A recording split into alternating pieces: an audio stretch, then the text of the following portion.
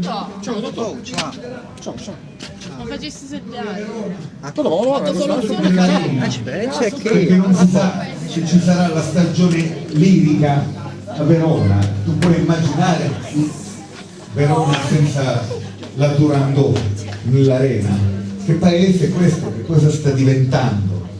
E io sono in attesa di avere notizie del ministro Fornero, perché hanno sbagliato i conti, non so se al ministero o all'INPS, e mancano i soldi per completare i pagamenti della cassa integrazione in deroga del 2012.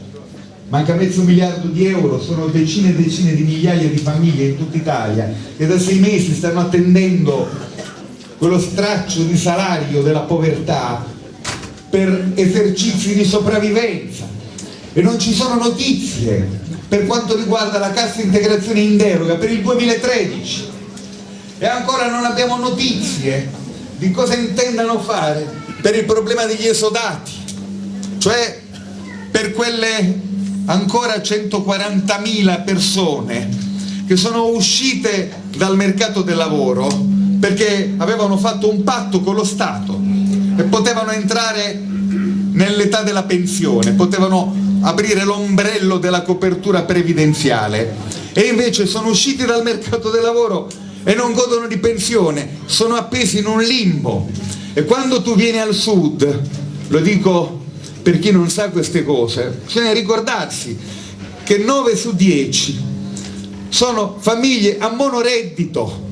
Quando in quella famiglia interviene una lettera di licenziamento, è un intero nucleo familiare che cade, che si schianta, che non ha ammortizzatori, che non ha paracadute, e questo significa che la perdita di lavoro diventa immediatamente povertà, e noi oggi ci troviamo a fare i conti con 2 povertà: la povertà dei poveri, ma i poveri sono addestrati in qualche maniera alla povertà, lo dico con ironia, ma ci troviamo di fronte a un problema molto più difficile da gestire, che è la povertà degli impoveriti, la povertà del ceto medio.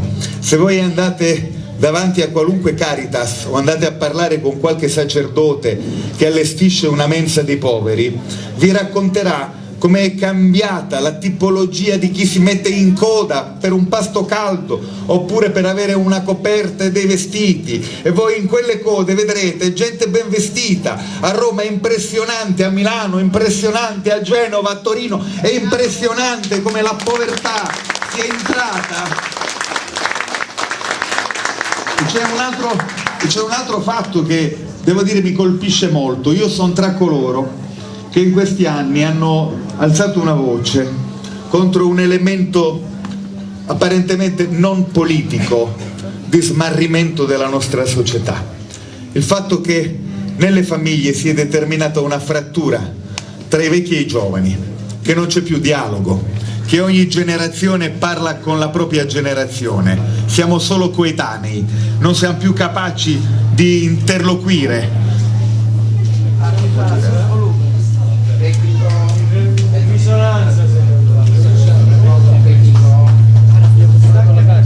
Che devo fare?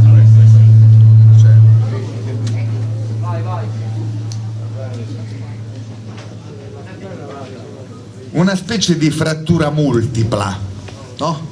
Che ha reso veramente difficile questa trasmissione di racconti e di valori da una generazione all'altra. Badate, questo per me è uno dei problemi principali che bisognerebbe affrontare, perché la perdita di memoria è figlia anche del mancato colloquio tra le generazioni. Si è interrotto qualcosa di fondamentale. Attenti, oggi c'è una nuova saldatura nelle famiglie, c'è un collante che sta tenendo insieme le famiglie. Questo collante è la paura della generazione più anziana di perdere il lavoro, la paura della generazione più giovane di non poter mai entrare nel mercato del lavoro. La paura è diventato un inquilino che è entrato nella vita di milioni di famiglie, che occupa abusivamente le case degli italiani, e questo non diventa oggetto in questo carnevale di imbonitori, di televenditori, in questa politica in cui si poteva far carriera non per curriculum, ma si poteva fare carriera, diciamo così, per qualità estetiche, appunto, quello che ha detto ieri Berlusconi. Il torto della Minetti è di essere troppo bella, evidentemente agli italiani piace Rosy Bindi, scusate se apro questa parentesi, torna sempre lì, torna sempre a esprimere la volgarità di una razza di ricchi, di arricchiti, cafoni e un po' ignoranti che sono andati al potere e hanno come proprio modello di vita sociale il billionaire, il salottino di Portocervo, un certo tipo di attività venatoria, quello del genere maschile nei confronti delle docili prede che sono quelle appunto come la Minetti, questa idea così offensiva nei confronti delle donne, per cui noi dobbiamo non solo vincere le elezioni ma poi dobbiamo vincere la battaglia del vocabolario, dobbiamo pulire e bonificare il vocabolario, il linguaggio nella vita pubblica, nella vita privata. Facciamo così, ci facciamo un applauso alla fine tutti quanti, no? Perché sì, non è vero, perché questo è un problema molto serio. Non so se la politica si rende conto del fatto che il problema non è solo una gravissima crisi sociale, la disoccupazione, ma il problema è l'omicidio che è stato fatto della scuola pubblica, la ferita a morte dell'università. Quest'anno si sono immatricolati nell'università 58.000 studenti in meno dell'anno scorso. Noi non possiamo pensare di avere un futuro economico se perdiamo iscritti all'università, perché il lavoro è una creatura che ha bisogno per crescere di essere alimentata dalla cultura e non c'è settore produttivo, dall'industria all'agricoltura al terziario, in cui non ci sia bisogno di questo alimento continuo, senza sfornare generazioni di studenti universitari, senza mettere in ogni settore produttivo ricerca, innovazione e cultura. Noi non ce la possiamo fare, non possiamo andare da nessuna parte. Qualcuno parla del caso pugliese, degli indicatori economici nostri. Sapete, sono un pochino in controtendenza rispetto al Sud Italia. Ho chiuso il 2012 come regione al primo posto d'Italia per crescita dell'occupazione, più 22.000 occupati nel pieno di questa bufera. Ho chiuso il 2012 come regione al primo posto per le esportazioni, più 18,7%. Non ci ha regalato niente nessuno. In questi anni abbiamo investito sull'innovazione. Faccio due esempi, se posso, che sono facili. Siccome qui nei nostri dintorni è tutto deserto che cresce, deserto industriale che cresce, faccio due esempi.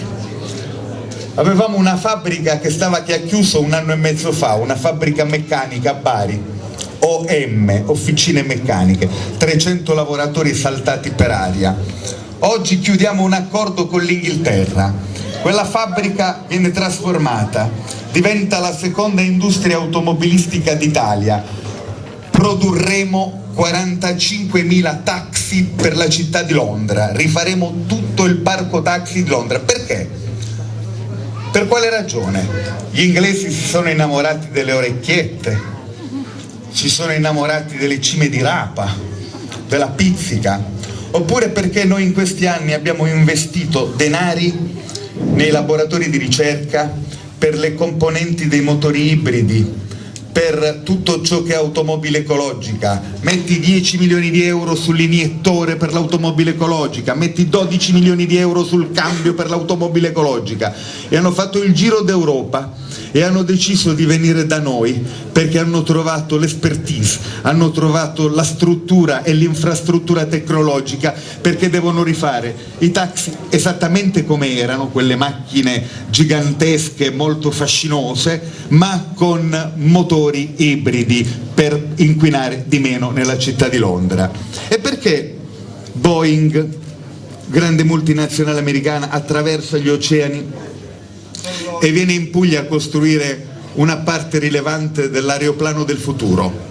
il 787, il Dreamliner, perché noi a Grottaglie vicino Taranto e a Brindisi a Foggia faremo la fusoliera e le ali di questo aeroplano importante? Perché gli americani si sono innamorati del nostro mare? No, perché in questi anni nei laboratori di ricerca la Regione ha dato ai giovani ricercatori i quattrini per mettere in piedi brevetti sui nuovi materiali. Per esempio, i nuovi materiali, in questo caso la fibra di carbonio. Un aeroplano costruito con fibra di carbonio pesa la metà di un aeroplano delle stesse dimensioni fatto con l'alluminio, e siccome pesa la metà consuma il 30% in meno di carburante e inquina il 30% in meno. Cioè investire sull'innovazione in un paese ridicolo come questo. Al policlinico della mia città 2 ragazzine di 27 e 28 anni hanno fatto, diciamo, qualcosa per cui oggi rischiano di prendere il premio Nobel. Hanno pensato di studiare il cancro del colon retto dal punto di vista delle tecniche diagnostiche. Voi sapete, più anziani lo sanno, che non c'è ricerca diagnostica più brutta, più invasiva della colonscopia, perché è veramente un tormento e poi costa molto fare la colonscopia per la pubblica amministrazione. Queste 2 ragazze hanno studiato, con un progetto finanziato dalla Regione, il rapporto tra il sangue e il respiro, e hanno messo a punto una tecnica per cui si soffia in un palloncino e vengono tirate fuori di lì le analisi sufficienti per capire se c'è traccia di cancro al colon retto. Queste 2 ragazze, in odore di premio Nobel, come tutti i ricercatori d'Italia, guadagnano 1.000 euro al mese e sono probabilmente a rischio di disoccupazione, perché sono tutti quanti con contratti a tempo determinato. Di che cosa stiamo parlando? Stiamo parlando di un paese che si sta suicidando, stiamo parlando di un paese che ha consegnato la pubblica istruzione alla Gelmini, la quale ha prodotto l'opera più sistematica di dequalificazione della scuola pubblica, togliendo risorse fondamentali per la cosa più importante che è l'educazione, l'istruzione. Stiamo parlando di un delitto che è stato consumato e su cui invece noi abbiamo bisogno di operare un cambiamento radicale. Lavoro e cultura, cultura e lavoro. La cultura, ma avete visto, qualcuno di voi, non voglio stare in Sicilia perché mi viene il mal di cuore, Pompei, anche lì mi viene l'infarto. Un parco archeologico, no? È un luogo che può dare tanti posti di lavoro. Il parco archeologico è un luogo in cui può lavorare l'archeologo, l'agronomo, il geologo, il chimico, il biologo, il fisico, l'antropologo, l'interprete, l'ingegnere, l'architetto, ed è una calamita straordinaria per attrarre ricchezza. L'Italia è un paese in cui stanno chiudendo i parchi archeologici, i musei, gli archivi, le biblioteche, i teatri, i cinema. Cioè è un paese in cui il rischio è che Cinecittà diventi un centro commerciale. Il rischio è che al massimo di Palermo non ci sia mai più una stagione lirica. Io voglio dire questo: noi siamo diventati un paese ricco perché abbiamo saputo vendere la nostra anima, vendere la nostra cultura, vendere la nostra bellezza. Abbiamo saputo investire, quando l'Italia era sepolta dalle macerie della guerra e del fascismo, sul cinema, sul teatro, sulla musica, sulla prosa, sulla danza. Oggi siamo alla dissipazione di tutto questo. Avantieri il ministro Ornaghi ha tagliato di ulteriori 20 milioni di euro il fondo per lo spettacolo. Voi pensate che è uno scherzo? Sono 340.000 i lavoratori e le lavoratrici nel settore dello spettacolo e ogni taglio significa ulteriore precarietà. Voi conoscete qualche orchestrale? Non c'è un solo orchestrale, un maestro di violino, di flauto, di tromba che non sia un lavoratore precario. All'estero sarebbe, diciamo così, coccolato, coltivato come un bene monumentale. In Italia un lavoratore intellettuale, un lavoratore che può essere capace di mettere in piedi un ciclo di produzione della ricchezza è considerato poco meno che un parassita, a cominciare dagli insegnanti e dai maestri, che sono in Italia i peggio pagati del mondo e i più socialmente svalorizzati. Allora, ecco, questo è il punto. Perché l'Italia è un paese in declino? Perché è un paese regredito culturalmente, perché è un paese che è tornato indietro ed è un paese bigotto. Questa è l'ultima cosa che voglio dire. È un paese bigotto, un paese di sepolcri imbiancati, anzi un paese di ipocriti. Noi abbiamo avuto una classe dirigente che la mattina faceva gara per presentarsi al Family Day e la sera si rifugiava nel burlesque privato. Moralisti a go-go, gente che si presentava con l'acqua santiera e il segno di croce nelle campagne elettorali e poi i valori della famiglia li celebrava con una processione di escort angelicate. Noi abbiamo bisogno di abbattere il muro dell'ipocrisia. Noi viviamo in un paese nel quale un ragazzo di 20 anni che viene trovato con uno spinello rischia il carcere, un mafioso che sversa rifiuti tossici e radioattivi in una discarica abusiva rischia una contravvenzione. Io penso che abbiamo il diritto di ribellarci a questa idea infame della legalità, di capovolgere questa logica. E niente, non penso che oggi il nostro compito possa essere semplicemente quello di protestare. Abbiamo il dovere di cimentarci sul terreno del cambiamento. Quello che diceva lui è incredibile, faccio un esempio soltanto. Si parla di Priolo da qualche parte? Delle carte ufficiali che riguardano Priolo?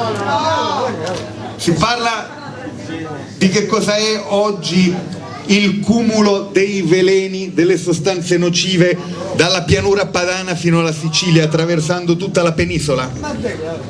Amianto. Siamo a 3 tipologie di assassinati di amianto in tutta Italia, inclusa la Sicilia, di cui è vietato parlare. Vengono uccisi dall'amianto i lavoratori? Tutti. Nella mia città una grande fabbrica di amianto è stata una strage continua, la Fibronit.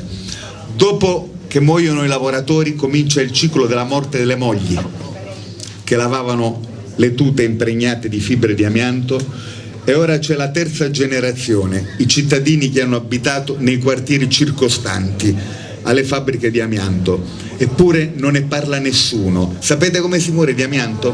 Asbestosi e mesotelioma pleurico. Forse è il più brutto, atroce calvario che si possa immaginare, ma è vietato parlarne, perché l'Italia è un paese ipocrita, è un paese che ha affidato la politica industriale, che significa anche ripensare gli apparati produttivi per ambientalizzarli, per riqualificarli, alle imprese. Lo Stato si è distratto, ha girato la testa da un'altra parte. Io penso che noi non possiamo più accettare che territori meravigliosi, per esempio del sud d'Italia, siano oggi famosi per notizie sinistre, per notizie terribili sul livello di inquinamento. E penso conclusivamente che questa crisi non è una crisi come tutte le altre, ma è la fine del mondo, la fine di tutto il mondo che noi abbiamo conosciuto e che non usciremo mai più da questa crisi, nel senso che non torneremo al mondo che c'era prima. Chi lo pensa non ha capito in che buco nero siamo precipitati. E allora, per quello che mi riguarda, c'è un punto fondamentale di battaglia politica e di battaglia ideale.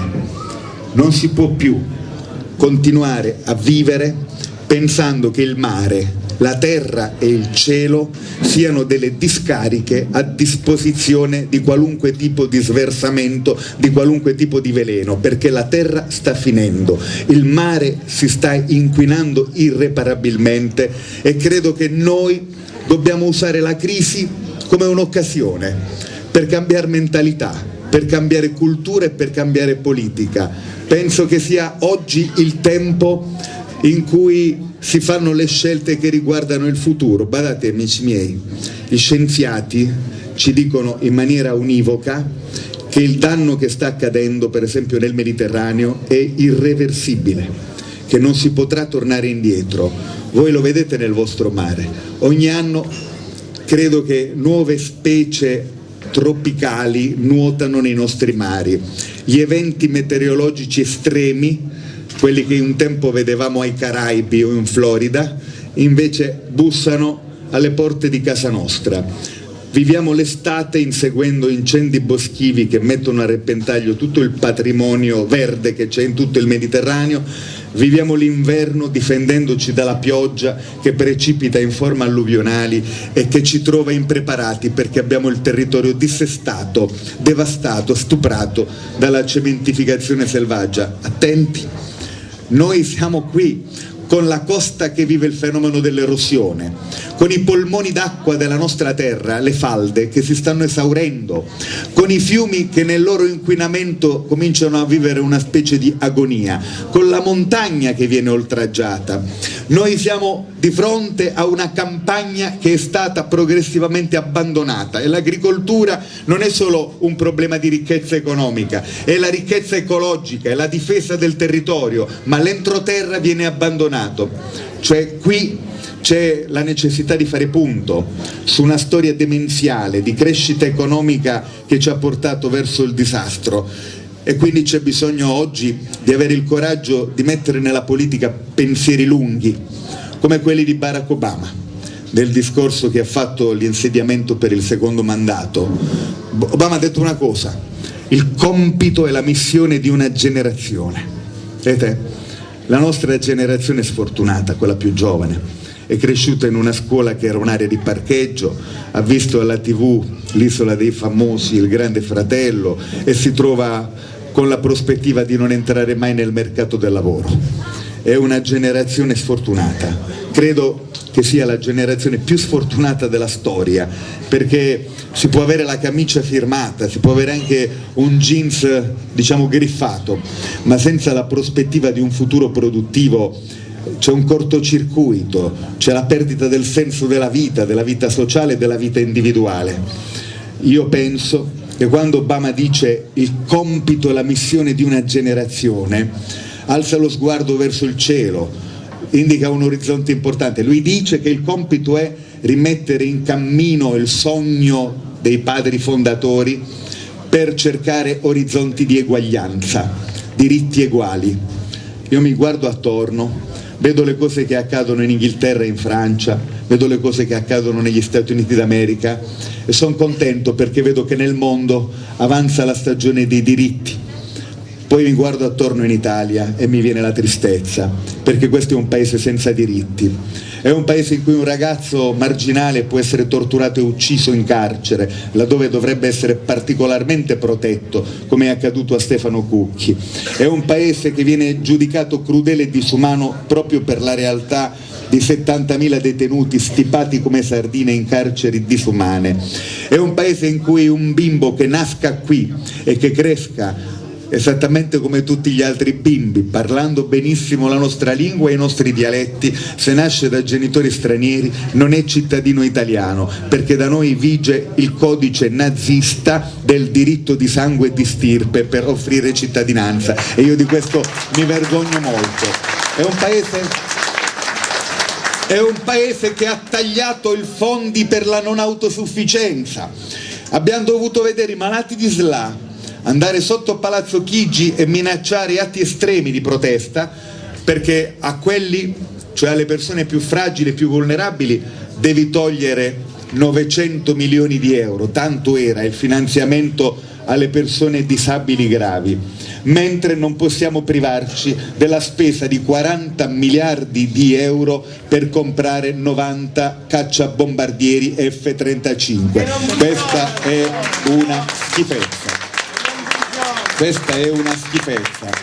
Io credo che quello in cui noi viviamo sia un mondo capovolto, in cui la politica fa fatica a scorgere l'umanità delle persone.